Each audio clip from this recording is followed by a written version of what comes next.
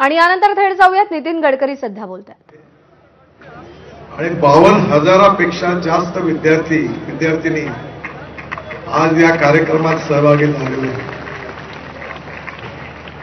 मला अतिशय आनंद आहे की मागच्या वर्षी आपण 30,000 विद्यार्थ्यांनी वंदे मातरम आणि मनाचे श्लोक म्हणून आपण गिनीज बुक ऑफ वर्ल्ड रेकॉर्डमध्ये त्याची नोंद केली होती। आज आपला देखील हा प्रयत्न नक्की यशस्वी होईल। शेवटी भगवद्गीता हे जीवनाचं तत्वज्ञान आहे। आपल्या सगळ्या लहान विद्यार्थ्यांवर सगळ्यांवर गीतेच्या पठणातून उत्तम संस्कार व्हावे। 30,000 विद्यार्थ्यांनी वंदे मातरम आणि मनाचे श्लोक म्हणून आपण गिनीज बुक ऑफ वर्ल्ड रेकॉर्डमध्ये त्याची नोंद केली होती। आज आपला देखील हा प्रयत्न नक्की यशस्वी होईल। शेवटी भगवद्गीता हे जीवनाचं तत्वज्ञान आहे। आपल्या सगळ्या लहान विद्यार्थ्यांवर सगळ्यांवर गीतेच्या पठणातून उत्तम संस्कार व्हावे आणि जीवन जगण्याचा योग्य मार्ग आपल्या सगळ्यांना त्या मार्गावर जाण्याची प्रेरणा मिळावी, हा उद्देश या कार्यक्रमामागे आहे।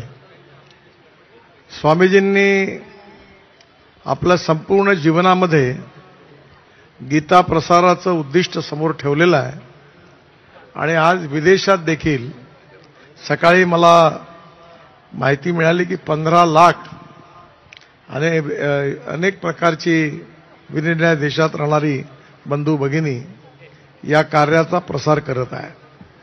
आपला हा कार्यक्रम आपल्या सर्व विद्यार्थ्यांना प्रेरणा देणारा आहे। माझी फक्त एकच विनंती आहे की आज आपण या कार्यक्रमाच्या निमित्ताने 3 अध्यायाचं पठण करणार आहोत। आपल्याला खासदार सांस्कृतिक महोत्सव समितीच्या वतीने एक छोटी भगवद्गीता भेट रूपाने मिळालेली आहे आणि त्यामध्ये संपूर्ण गीता आहे। तेव्हा आपण आपल्या घरी देखील भगवद्गीतेचं पठण करावं आणि आपल्या जीवनाला आपण एक पॉझिटिव्ह रीतीने चांगल्या मार्गावर नेण्याकरता जो आपल्या सगळ्यांच्या रूपाने प्रयत्न आहे तो प्रयत्न यशस्वी होईल।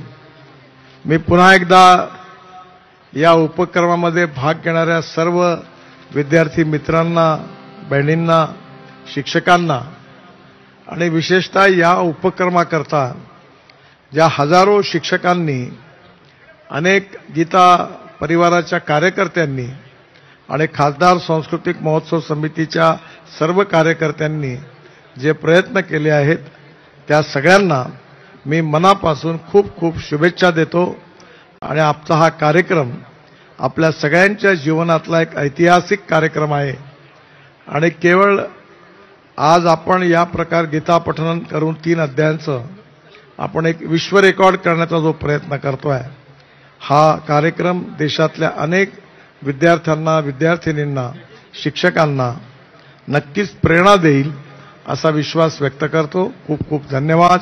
नमस्कार।